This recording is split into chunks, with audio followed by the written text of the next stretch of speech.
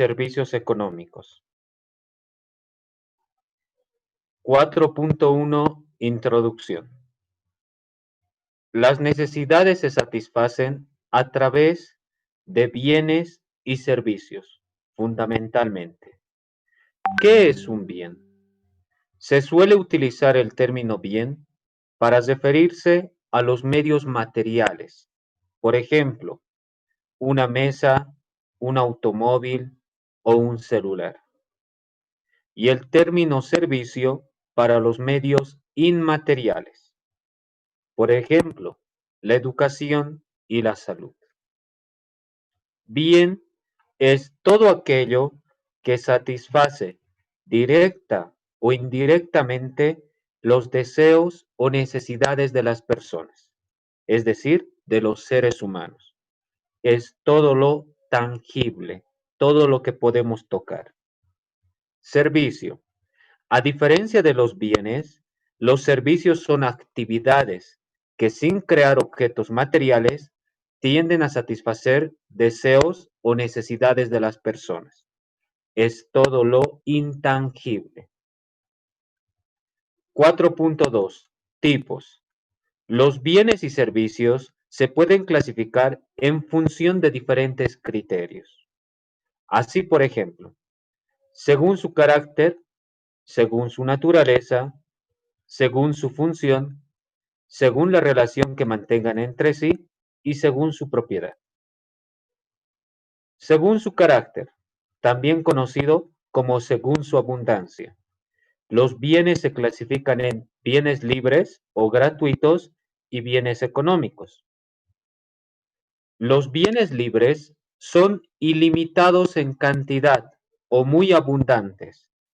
Su obtención no supone ningún esfuerzo económico y no son propiedad de nadie. ¿De acuerdo?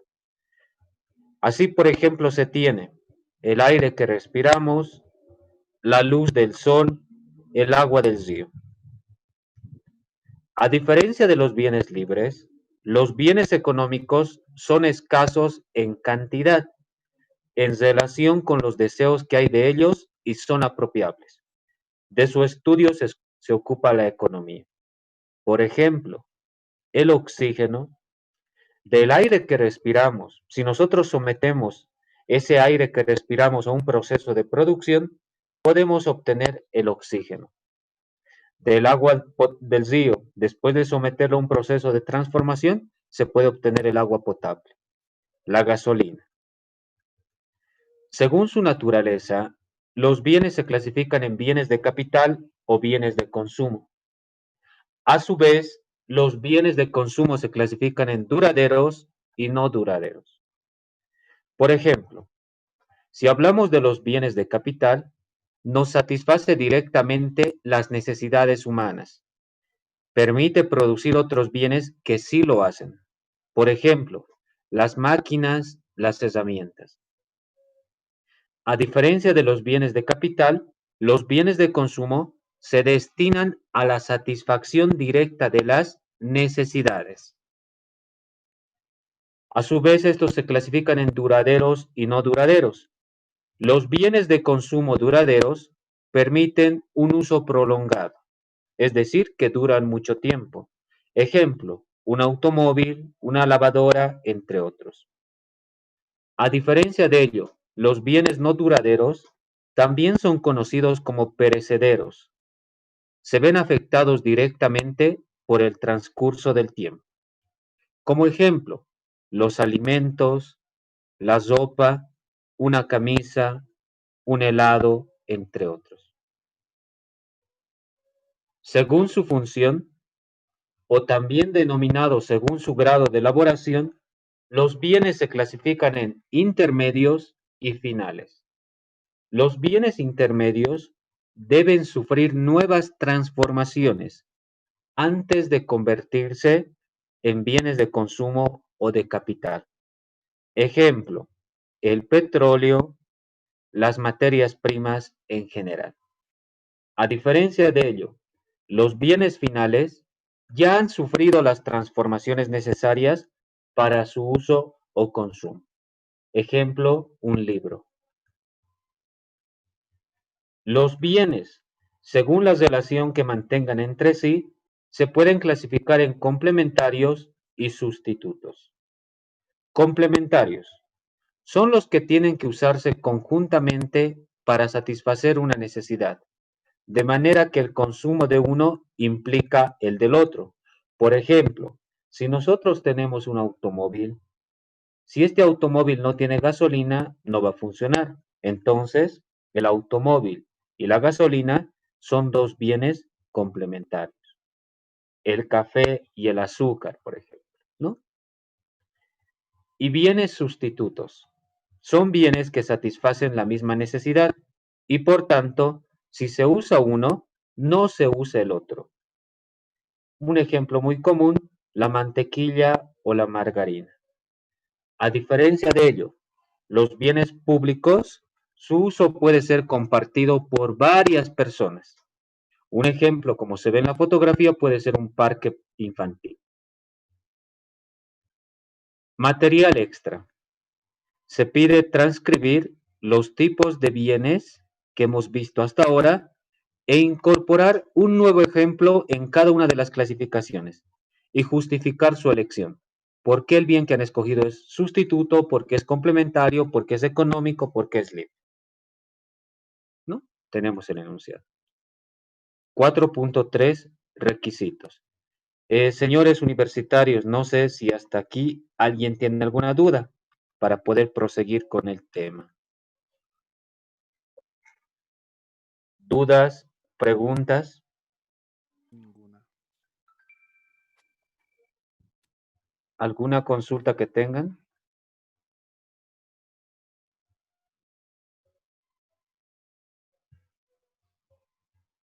No. ¿Ya? Entonces, muchas gracias. Vamos a continuar. ¿De acuerdo? Continuemos entonces. A ver, 4.3 requisitos. Las características que deben tener las cosas para ser considerados bienes económicos es fundamentalmente que sean accesibles. ¿Qué significa que un bien sea accesible? Que sea posible su utilización, que podamos utilizar, que sean aptos. Significa que se unan las propiedades necesarias para su utilización en la satisfacción de las necesidades. Tienen que ser limitados y onerosos. ¿Qué significa esto? Que los bienes tienen que ser escasos. Para que un bien o un servicio sea considerado económico, tiene que ser escaso. Los bienes o servicios superabundantes no son económicos. También tienen que ser transferibles. Esto significa que puedan ser intercambiables. Veamos. 4.4. La necesidad de elegir. ¿Cómo toman decisiones los individuos? Como nuestros recursos son escasos, para satisfacer todas nuestras necesidades, debemos tomar decisiones de manera continua. A continuación veremos dos principios económicos que nos ayudarán a tomar decisiones. Por ejemplo, el coste de oportunidad y los costes irrecuperables. El coste de oportunidad. El coste de oportunidad de un bien o de un servicio es la cantidad de otros bienes o servicios a los que estamos dispuestos a renunciar, a sacrificar para obtener. ¿Se acuerdan que el primer día de clases yo les decía, ahora nos encontramos frente a la computadora? Si no estuviéramos frente a la computadora pasando clases de economía descriptiva, E10-107, Realidad Económica y Social de Bolivia, ¿qué estuviéramos haciendo en este momento?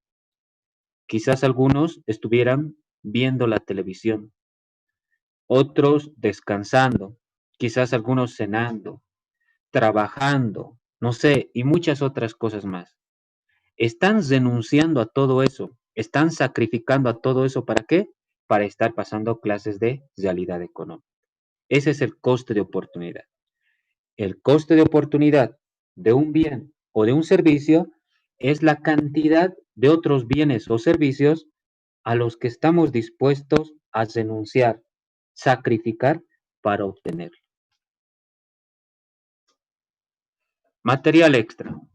Se pide mencionar los costos de oportunidad de las siguientes alternativas. La primera, decides ir a la universidad en lugar de trabajar. Segunda, decides ver una película en lugar de estudiar. Pasas la mañana del sábado durmiendo en vez de hacer deporte. Costes monetarios más los costes invisibles. Los costes monetarios es el dinero gastado al tomar una decisión que me impide comprar otras cosas. Los costes invisibles son actividades que dejo de hacer o dinero que dejo de ganar. Los costes irrecuperables. Los costes irrecuperables son costos del pasado que no influyen en la decisión futura. Tomarlos en cuenta constituye un error. Continuemos. Como práctica, estimados universitarios, primero, se pide definir qué entiendes por bien, qué es un servicio, elaborar un esquema de la clasificación establecida y menciona a dos ejemplos de cada una de las categorías. Como punto 2, justifica cuál sería el coste de oportunidad del siguiente ejemplo. Has ganado 350 bolivianos en un concurso de televisión. Puedes elegir entre gastar el dinero hoy o depositarlo durante un año en una cuenta bancaria que paga un tipo de interés de 6%. ¿Cuál es el costo de oportunidad de gastar el dinero, los 350 bolivianos hoy? 3. Explica cuál ha sido el costo de oportunidad de tu última elección de consumo. ¿Ha conllevado algún coste de oportunidad social? Y 4. Investiga y resume la biografía de Alfred Marshall. Como otra práctica, esa es una práctica, y otra práctica es la siguiente. Investiga 10 bienes y 10 servicios producidos en Bolivia.